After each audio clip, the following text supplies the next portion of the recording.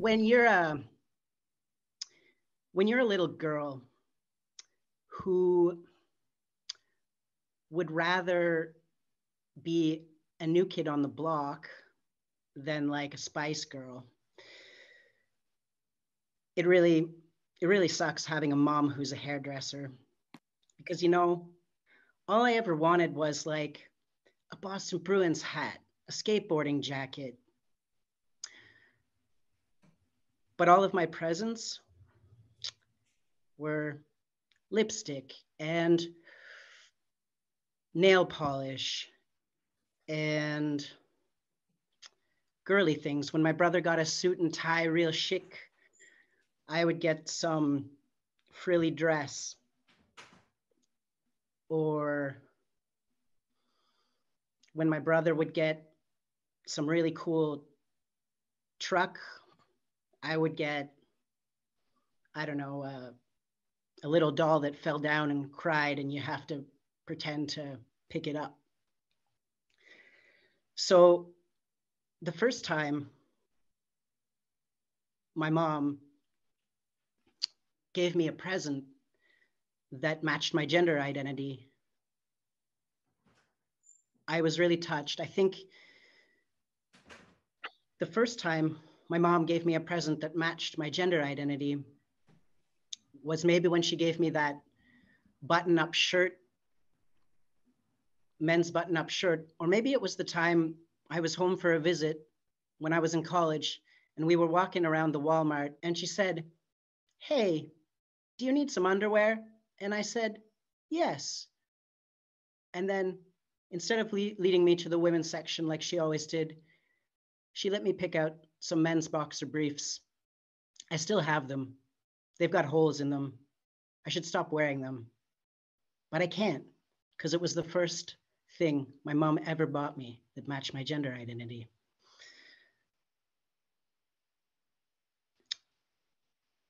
When I moved to Berlin from Canada, my mom started sending Christmas packages.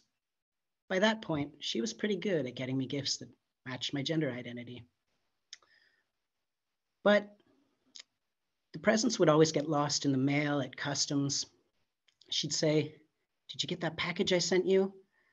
All excited, couldn't wait for me to open it on Skype on Christmas morning. "Sorry, Mom, didn't come." January, "Did you get that present yet?" "Sorry, Mom, still not here." February, "It's my birthday. Did you get your Christmas present yet?" "Still not there." Eventually, she stopped sending me Christmas presents in the mail. And instead, she started packing them in my suitcase during my summer visits.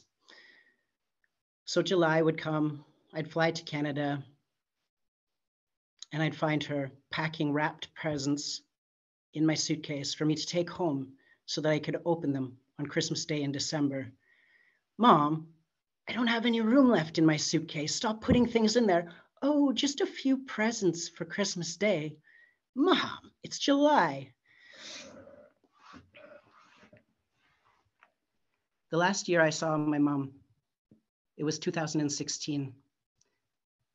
She was putting Christmas presents in my suitcase, as always. 3 of them, 2 wrapped in silver paper with red polka dots, and another one with a sort of fine tissue paper that was red with a little bit of green, I think. They were sitting there snugly in my suitcase. I knew what one of them was because she'd asked me what I wanted. And I'd said, "Well, I really need some washcloths. I don't have any washcloths." Well, I had a fight with my mom after that visit. And we left on pretty bad terms. But when I got back, I was like, "I really need a washcloth. She won't know if I open it before Christmas Day.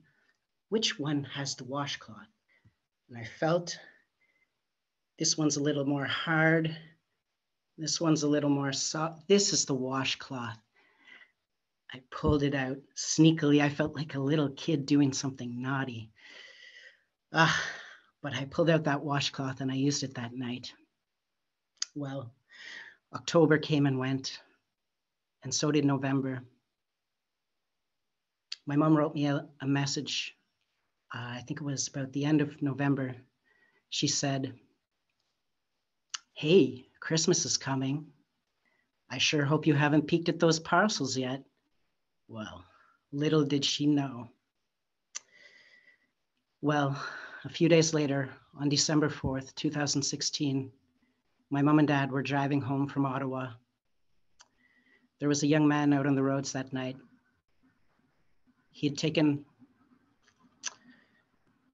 a cocktail of several different drugs, as we would later find out. He hit my mom and dad head on, going 120 kilometers an hour in a 50 zone. And that was the end of my mom and dad. But I still hadn't opened my presents. It was December the 4th and Christmas was still a few weeks away. I flew home for their funeral, but I got back to Berlin by Christmas Day. And I went to my room and I opened I took the presents out from wherever I had them, and I held them in my hand, wondering, what was I going to receive this time that I wasn't going to be able to thank them for?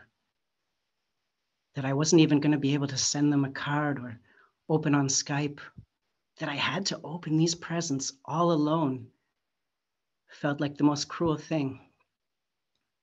But I opened them. And well, if my mom had started to give me gifts that matched my gender identity, this one took the cake. This one was better than all the gifts she'd ever given me, the last gift I would ever get from my mom. And I knew it was my mom, not my dad. He never picked out gifts. It was this t-shirt. And it says, "Sorry, not everyone can be me." And for me, I just took it as her last message to me. I'm unique. My son is unique, and I'm proud of him for being who he is. And I wanted to end the story there. But then I told you about the socks earlier tonight, and I thought, well, now I'm going to have to tell them the reason that 20 people came to my birthday party and they all gave me socks was because Christmas, around the time when my parents had died, my birthday comes just 2 months later.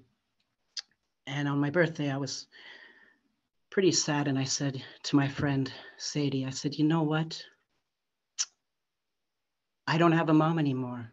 And that means I'm not going to get socks on my birthday anymore, because every mom gives socks, don't they? Well, I said, now it's really going to hit home when I have to buy my own socks. I haven't bought socks in I don't think I've ever bought socks in my life. And now that I don't have a mom, the first time I'm going to have to buy socks, that's going to really hit me. So Sadie talked to all her other friends, and on my birthday, she organized it. Everyone brought me socks so that I wouldn't have to face that just yet. Thanks.